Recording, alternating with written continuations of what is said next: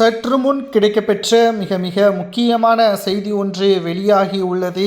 அதிமுகவின் பொதுச் செயலாளர் எடப்பாடி பழனிசாமி கிடையாது. எடப்பாடிக்கு எதிராக தற்பொழுது நீதிமன்றத்தில் மனு கொடுத்த அதிமுகவின் மிக முக்கியமான நிர்வாகி, அதிமுகவின் நடந்த பொதுக்குழு செல்லாது என்பதை நீதிமன்றம் அறிவிக்க வேண்டும் என்று கூறிய நபர், அதிமுகவின் மிக முக்கியமான நபர் என்ற தகவல் சமூக வலைதளங்களில் வைரலாக பரவி வருகிறது. யார் அவர்?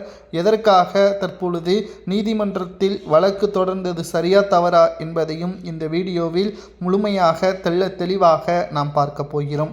அதாவது அதிமுக மூத்த தலைவரும் ஒருங்கிணைப்பு குழுவைச் சேர்ந்த புகழேந்தி தேர்தல் ஆணையத்தில் மனு ஒன்றை கொடுத்துள்ளார்.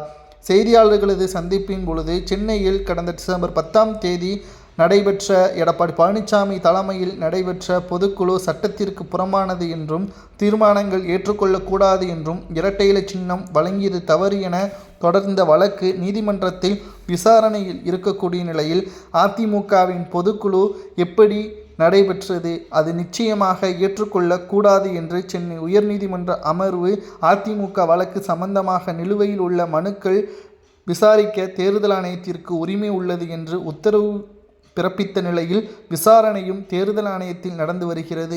உச்சநீதிமன்றத்தின் உத்தரவின்படி நிலுவையில் உள்ள சிவில் வழக்கு முடிவுதான் இறுதியானது. இதுபோன்ற பல வழக்குகள் நிலுவையில் இருக்கும் நிலையில் தன்னைத்தானே பொதுச் செயலாளர் என சொல்லிக்கொண்டு ஊடகங்களை பழனிசாமி ஏமாற்றிக் கொண்டிருக்கிறார் என்றும் அதன் முடிவுகளை தீர்மானங்களை தேர்தல் ஆணையம் ஏற்றுக்கொள்ளக்கூடாது என்றும் நீதிமன்ற அமர்வின் உத்தரவின்படி விசாரணை நிலுவையில் உள்ளது என்பதை தேர்தல் ஆணையம் கருத்தில் கொள்ள வேண்டும். உச்சநீதிமன்றத்தின் ஆணையை ஏற்கனவே தேர்தல் ஆணையம் புறக்கணித்துவிட்டது. இந்த முறை அதேபோல நடந்துவிடக்கூடாது. எனவே இரட்டை இலை சின்னத்தை விசாரணை முடியும் வரை ஒதுக்கக்கூடாது. எடப்பாடி பழனிசாமி தன்னைத்தானே பொதுச் செயலாளர் என கூறிக்கொள்வது தவறானது. அதன் மீது நம்பிக்கை எடுக்க வேண்டும். தேர்தல் ஆணையம் திரும்ப பெற மனு கொடுத்துள்ளோம் என்றும் புகழேந்தி கூறியுள்ளார். அவருடைய இந்த பேட்டி சமூக வலைதளங்களில் வைரலாக பரவி வருகிறது.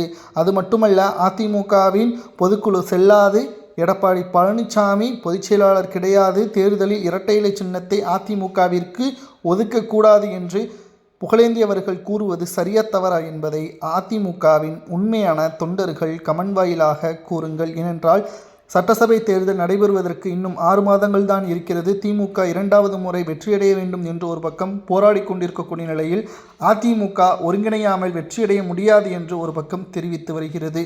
புகழேந்தி நீதிமன்றத்தில் வழக்கு தொடர்ந்தது சரியா தவறா என்பதை கமெண்டில் கூறுங்கள்.